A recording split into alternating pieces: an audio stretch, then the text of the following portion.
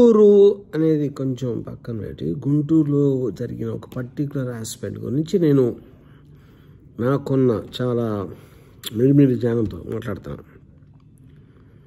మిడిమిడి జ్ఞానం ఎందుకు అంటున్నానంటే, నేను ఒక మామూలు పబ్లిక్ని, నాకు టోటల్ ఇన్ఫర్మేషన్ నా దగ్గర ఉండొచ్చు, ఉండకపోవచ్చు, కానీ కామన్ సెన్స్తో చెప్తున్నాను. ఎందుకంటే నాకు అక్కడున్న వాస్తవులు చెప్పింది అది. ఎక్కువ మంది జనాలు పెద్ద గ్రౌండ్లో పెడితే రారేమో, దాని మూలన పాపులారిటీ తగ్గిపోయింది అని అందరికీ తెలిసిపోతుంది అనే ఒక్క భయంతో చిన్న చిన్న ప్లేసుల్లో పెడితే అది చాలా పెద్దగా కనిపిస్తుంది. చిన్న గీత పెద్ద గీత ఫిలాసఫీలో అనే కాంటెక్స్ట్లో చేసి దానికి కూడా వస్తారా రారా అనే ఒక భయంతో వచ్చిన వాళ్ళకి చంద్రబాబు కానుకలు అని ఒక పేరుతోటి మీరు వస్తే ఇంత ఇస్తాం, కందిపప్పు ఇస్తాం, బియ్యం ఇస్తాం, అది ఇస్తాం, ఇది ఇస్తాం అని ఒక ప్యాకేజు. ఆ కానుక కానీ ఇవ్వకపోతే ఎవ్వరూ రారు అని కుక్కలకి బిస్కెట్లు వేసినట్టు, వస్తే ఇస్తే బిస్కెట్ ఇస్తే అది ఇస్తా అనే దాంట్లోకి ఒక పిలిచారు. ఓకే, ఆ వచ్చిన తర్వాత కౌంటర్లో ఉంటే అదే అని చెప్పారు, అవి లేవు. దాని తర్వాత లారీల్లోంచి మళ్ళీ ఇందాక చెప్పినట్టు కుక్కలకి మేకలకి ఊరికే దానా పడిసినట్టు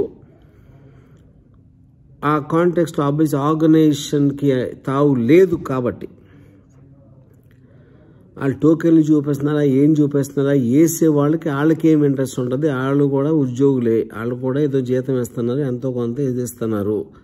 వాళ్ళు కూడా అలా కుక్కలు వేసినట్టు వేసారు. ఈయన ఫోటో ఆపర్చునిటీ కోసం ద గ్రేట్ సిబిఎన్ గారు కొంతమందికి వేసి ఆయన వెళ్ళిపోయారు. తర్వాత అవసరం లేదు కాబట్టి ఫోటో ఒక్కటే వస్తుందని ఆయనకి తెలుసు.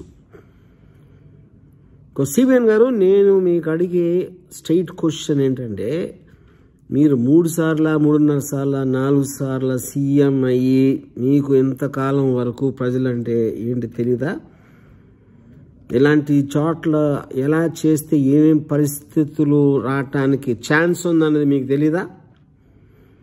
మెయిన్ పాయింట్ అంటే, మీకు ప్రజల ప్రాణాలు గడ్డితో సమానం. ప్రజల ప్రాణాలే కాదు, కేవలం మీ యొక్క personal satisfaction, personal ego, personal gain ఒక్కటి అన్నది కాపిస్తే మీకు వేరే దానితో పని లేదు, అవసరము లేదు.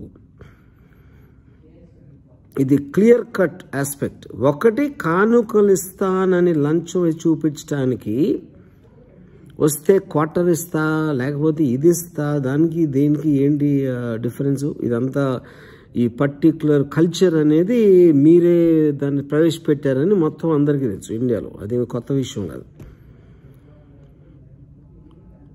సో ఫస్ట్ టైం నేను షాక్ అవుతుంది ఇది. ఎవరు పోతే 3 4 మీకు ఎంతమంది పోతే మీ పాపులారిటీ అంత ఫీల్ అవుతారు. నా కోసం వచ్చి ఎంతమంది వచ్చారు, అందుకని అప్పుడేంటి కందుకూరులో మీ పాపులారిటీ ఎక్కువ, ఎందుకంటే అక్కడ 8 మంది పోయారు, ఇక్కడ 3 మంది పోయారు. గుంటూరులో అని ఎంతమంది పోతే అంత పాపులారిటీ మీకుంది అనేది ప్రూవ్ చేసుకోవడానికి జనాల డెత్స్ని ఒక మెజర్మెంట్ ఫ్యాక్టర్లా పెట్టుకోవడం అనేది I think it's a unimaginably heinous thing which I can't even describe what it is. I feel అంటే ఇప్పుడు ఇది ఇంత చూసిన తర్వాత కూడా గొంతులు సందులు అది పాయింట్ కాదు, ఎక్కడ పెడుతున్నారు అనేది పాయింట్ కాదు.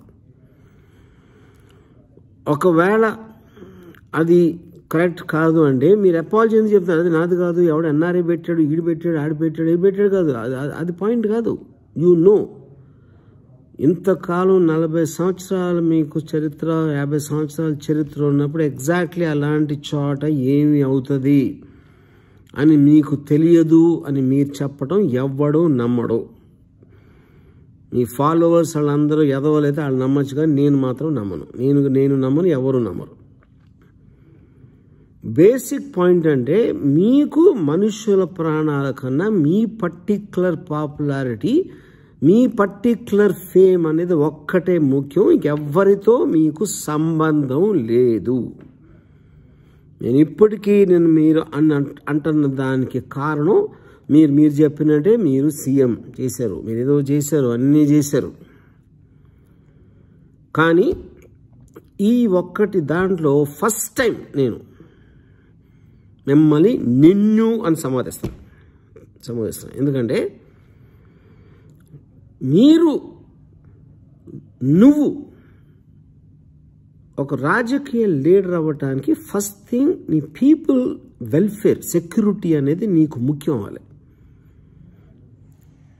వాళ్ళ ప్రాణాలని పణంగా పెట్టి వాళ్ళని చంపి వాళ్ళ మీద నుంచుని నీ పాపులారిటీ పెంచుకుంటాం అనేది అది ఎక్స్ట్రాడినరీ హారిబుల్ థింగ్. అది నాకు తెలిసి హిట్లరు ఆర్ ముస్సోలిని వాళ్ళ తర్వాత ఫస్ట్ టైం నేను నిన్నే చూశాను. I am really I don't know what to say. అంటే నాకు చాలా ఇంగ్లీష్ వచ్చు, తెలుగు అంత రాకపోవచ్చు, కానీ నాకు డిస్క్రిప్షన్ చేయటానికి కూడా నేను ఎలా డిస్క్రైబ్ చేయడంలో నాకు అర్థం కావట్లేదు. I won't say goodbye. I will just say I don't know what to say.